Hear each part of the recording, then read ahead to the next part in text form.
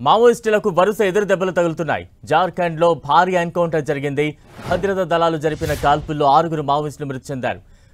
బొకారో జిల్లా లాల్ పానియాలో మావోయిస్టులకు భద్రతా దళాల మధ్య ఎదురు కాల్పులు జరిగాయి. ఈ ఘటనలో 6 మావోయిస్టులు మృతి చెందారు.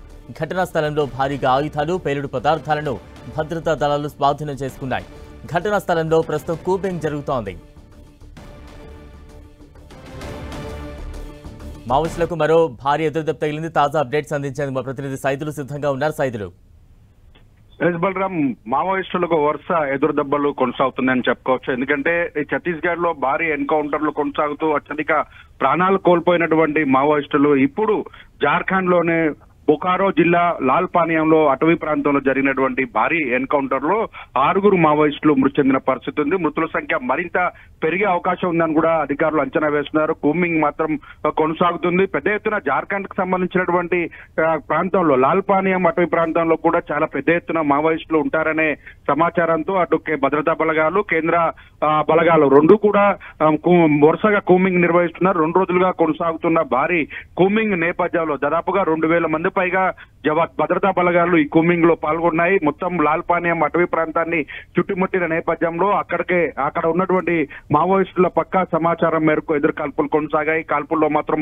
ప్రస్తుతం ఇప్పటి వరకు 6 మృతి చెందితే ఆ 6లో కూడా చాలా కీలకమైనటువంటి నేతలు, జార్ఖండ్ కు సంబంధించినటువంటి మావోయిస్టు నేతలు ఉంటారని కూడా భావిస్తున్న పరిస్థితి ఉంది. అయితే దీంట్లో కీలకంగా ఉన్నటువంటి నాయకులలో ఆయన ఎంత ప్రభావితం చేస్తారు, అయితే ఇంకా మృతుల సంఖ్య ఎంత పెరుగుతుంది, వాళ్ళు ఏ స్థాయి కేటర్ అనే దాని మీద అయితే కూంబింగ్ కొనసాగుతుంది. ఇంకా ఎదురు కాల్పులు అయితే దాదాపుగా ఉదయం తెల్లవారుజాము నుంచి ఇప్పటి వరకు 3 గంటలుగా పాటుగా వరుసగా కొనసాగుతున్న పరిస్థితి. ఇప్పటి వరకు అటు భద్రతా బలగాలకు సంబంధించినటువంటి జవాన్లు ఎవరు కూడా ఎటువంటి గాయాలైన పరిస్థితి అయితే కనిపించడం లేదు. సంఘటన స్థలంలో భారీగా ఆయుధాలను, అదే రోజువారీ వస్తువులను కూడా స్వాధీనం చేసుకున్నారు.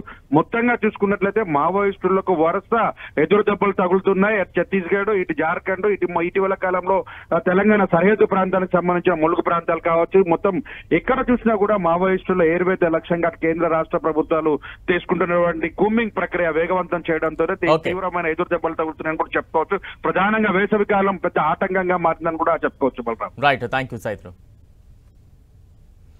గుంటూరు జిల్లా చిలకలూరిపేటలో అగ్ని ప్రమాదం సంభవించింది. సుభానీనగర్ లాహిరి ఆసుపత్రి దగ్గర టాయ్స్ దుకాణంలో ఒక్కసారిగా మంటలు అంటుకున్నాయి. సమాచారం అందుకున్న అగ్నిమాపక సిబ్బంది మంటలను అదుపు చేసింది. ఈ ప్రమాదంలో భారీగా ఆస్తి నష్టం వాటిల్లినట్టు తెలుస్తోంది. షార్ట్ సర్క్యూట్ వల్లే ప్రమాదం జరిగినట్లు పోలీసులు అనుమానిస్తున్నారు.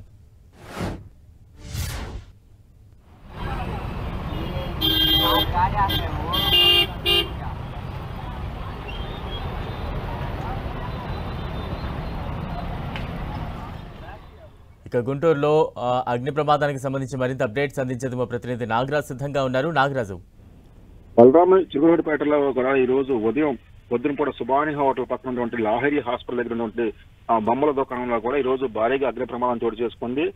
అంటే ఈ లోపల షార్ట్ సర్క్యూట్ కారణం లేదా మరేదైనా కారణం అని చెప్పి దాని మీద కూడా పోలీసులు కూడా ఇప్పుడే విచారణ కూడా చేస్తున్న పరిస్థితి అయితే ఉంది. అయితే లోపల ఉన్న బొమ్మల దుకాణం అవడంతో కూడా లోపల చిన్న చిన్న వస్తువులు అంటే ప్లాస్టిక్ వస్తువులు ఉండటంతో కూడా భారీగా కూడా పూర్తిగా కూడా అగ్నిగా ఆహుతైపోయిన పరిస్థితి అయితే ఉంది. అయితే లక్షలాది రూపాయలు కూడా బొమ్మలు కాలిపోయారని చెప్పేసి కూడా యజమాని కూడా ఆరోపిస్తున్న పరిస్థితి ఉంది. మొత్తానికైతే ఫైర్ సిబ్బంది అక్కడికి చేరుకొని పరిస్థితిని అదుపు తెచ్చారు. అయితే దీనికి అగ్ని ప్రమాదాల కారణాలు అనుభవించి చెప్పండి. అయితే మొదటి పోలీసులు ఉన్నారు. నాగరాజ్, అంటే ఏ సమయంలో అగ్ని ప్రమాదం సంభవించింది? షాప్ యజమాని ఏం చెప్తూ ఉన్నారు? మరోవైపు ఇతర షాపులకు అది విస్తరించకుండా ఉండేందుకు ఏమైనా ముందు జాగ్రత్తలు ఏమైనా చేపట్టారా?